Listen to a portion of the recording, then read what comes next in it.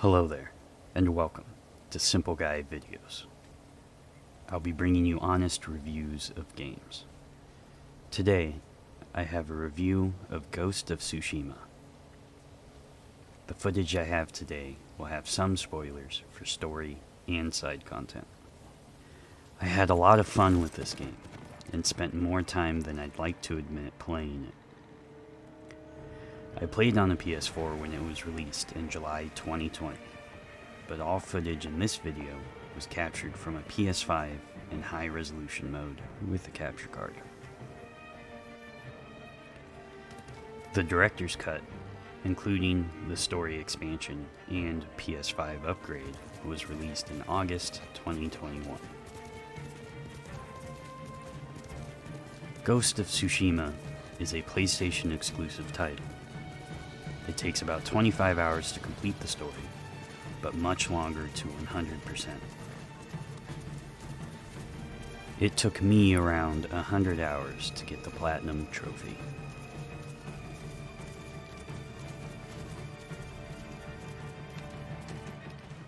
Ghost of Tsushima is a historical fantasy that takes place in 1274 during the Mongol invasion. Tsushima is a real island in the waters of western Japan, and there actually was a Mongol invasion.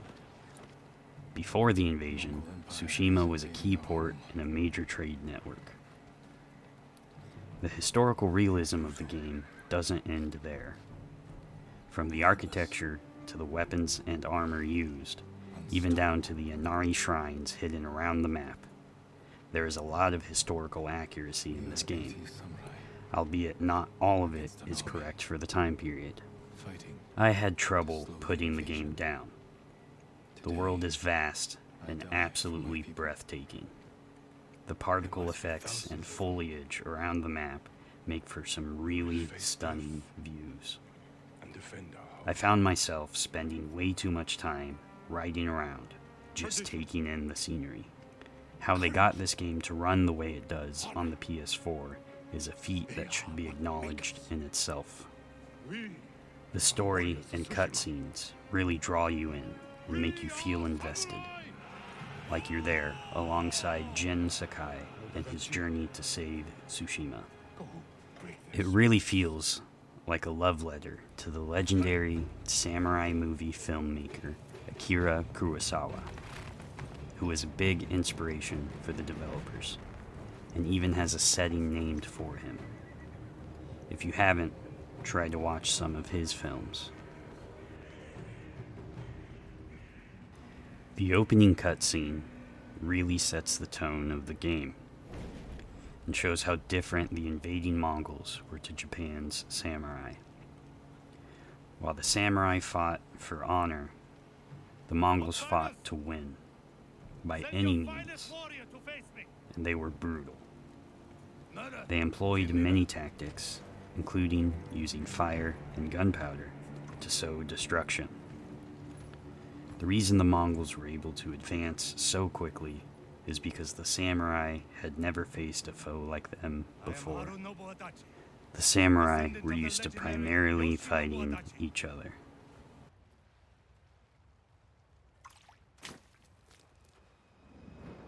As you struggle to defeat the invading Mongols, you'll face many challenges, and most of them can be solved by the sword.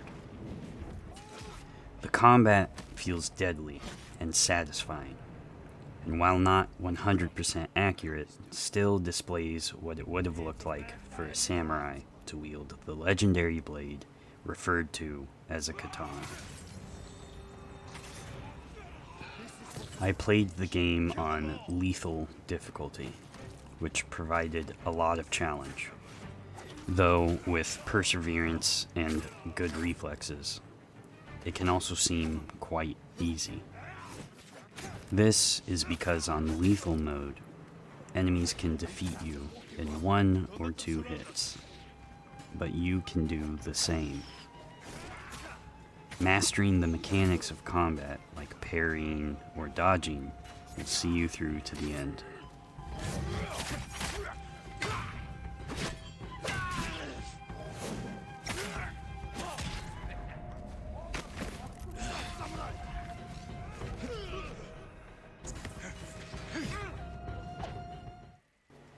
This game plays a lot like an Assassin's Creed game.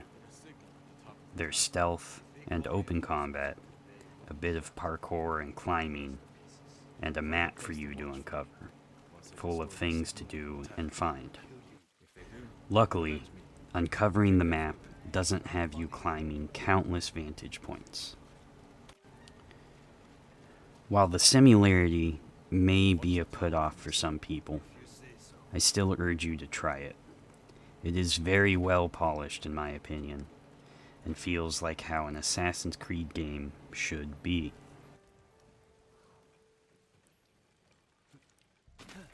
There's also a bunch of stuff to collect, both cosmetic and practical.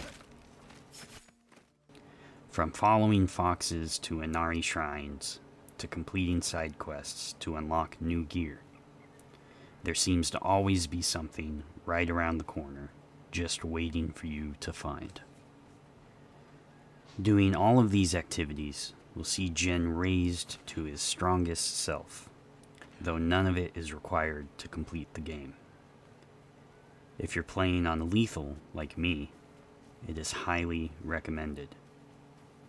Upgrading your health and resolve can make the difference for many fights.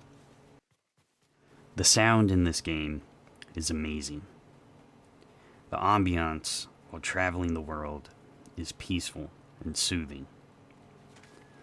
The music that plays during fights is exciting but doesn't distract. The sounds of blades clashing and arrows being let loose are clear and distinct. The actors did a great job in the voices, on both the English and Japanese voiceover. The sound rounds out the game in perfect execution. The game also has a separate co-op mode, which is a lot of fun, especially if you're playing with friends. It focuses mostly on the combat aspect of the game, with some story missions and some horde mode missions. At the end of the missions, you get some random gear that you can equip on any of the 4 classes to up your strength or give you some new effects and abilities. There were just a few issues I encountered, namely the camera can get a bit wonky at times. Some armor sets also have a bit of clipping with your equipped bow, but there is a setting to hide your bow while it's on your back. Also, when walking down some areas that look like steps, your character will stop, like he's come to the edge of a cliff. It can get annoying. And now, we've come to the end of the review.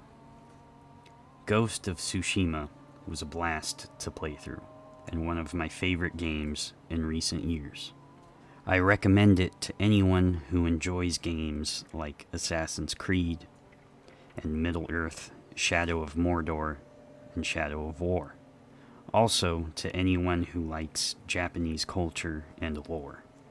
While it is not 100% historical fact, it is still based in history, and may drive you to learn something new. Ready for the end. Thank you for coming to the channel. If you like the content, please like, subscribe, and hit the bell. If you have suggestions on what game you'd like to see next, please leave a comment. I'll be reviewing more games soon, so stay tuned. Bye for now.